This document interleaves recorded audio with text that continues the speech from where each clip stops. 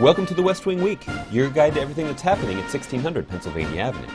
This week, the President signed the America Invents Act, spoke about his common sense deficit reduction proposal, traveled to New York City to meet with world leaders and address the United Nations General Assembly, before visiting Cincinnati to urge Congress to pass the American Jobs Act.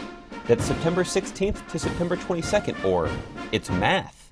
This is not class warfare. It's math. If we're not willing to ask those who've done extraordinarily well to help America close the deficit, and we are trying to reach that same target of $4 trillion, then the logic, the math says everybody else has to do a whole lot more. On Friday, September 16th, President Obama signed historic patent reform legislation, the America Invents Act, at Thomas Jefferson High School for Science and Technology in Alexandria, Virginia. The bill invests in America's future by streamlining the patent process, allowing startups and small business owners to turn their innovative ideas into products more quickly. Before signing, the president toured a classroom and met with student inventors, including Rebecca Heinemann. Over the last decade, patent applications have nearly tripled. And because the Patent Office doesn't have the resources to deal with all of them, right now there are about 700,000 applications that haven't even been opened yet. Now, these are jobs and businesses of the future just waiting to be created. And today, I'm happy to have the opportunity to finally sign that bill. So this bill answers the urgent need to create jobs right away. But, as I said, we can't stop there. We have to look further down the road and build an economy that lasts into the future. And that's going to depend on the talents of young people like you. On Monday, the president spoke to reporters in the Rose Garden, where he presented a common-sense, balanced approach to deficit reduction and economic growth.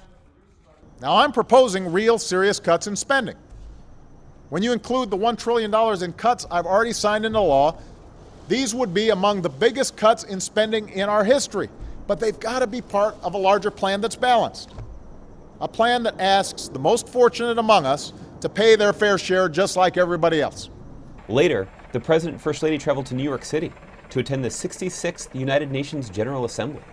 On Tuesday, September 20th, the President began his two-day trip to New York City by discussing the democratic transition in Libya before heading across town for official meetings with the leaders of Afghanistan, Brazil, and Turkey, and to attend an event on government transparency, where he highlighted recent White House transparency initiatives for other world leaders.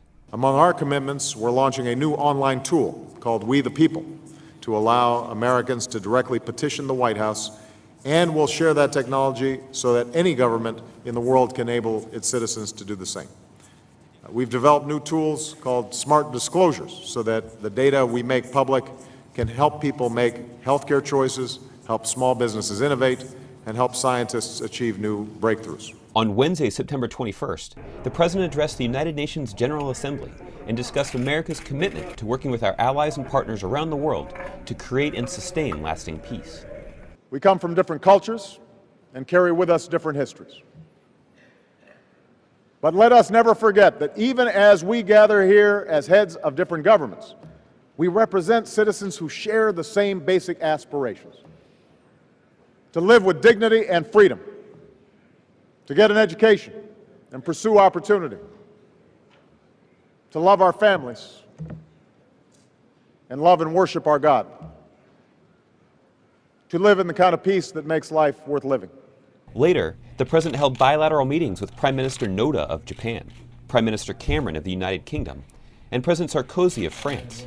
The President also addressed a meeting of the Clinton Global Initiative about his administration's efforts to work with Congress to strengthen our economy and create jobs by passing the American Jobs Act. This bill answers the urgent need to create jobs right away. And I appreciate President Clinton's strong support of this plan over the weekend. And the reason that that's important is because he knows a good jobs plan when he sees it. He created more jobs in his tenure than just about anybody.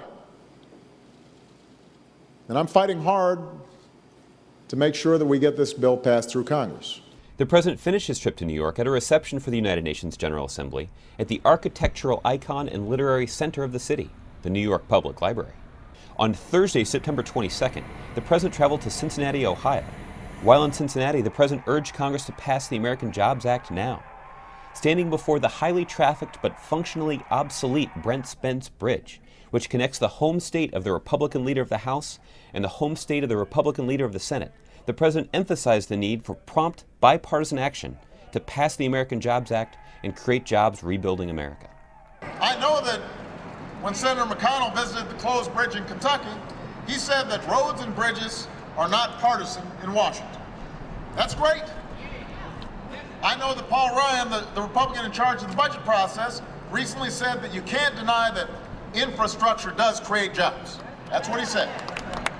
Well, if that's the case, there's no reason for Republicans in Congress to stand in the way of more construction projects. There's no reason to stand in the way of more jobs. Mr. Boehner, Mr. McConnell, help us rebuild this bridge. Help us rebuild America. Help us put construction workers back to work. Pass this bill. To find out more information on any of these topics or to see complete videos of these events, go to whitehouse.gov. And thanks again for checking out your West Wing Week. They want you to go to the dance. They want me to go to the dance. Can I bring Michelle or what's the deal? That's right.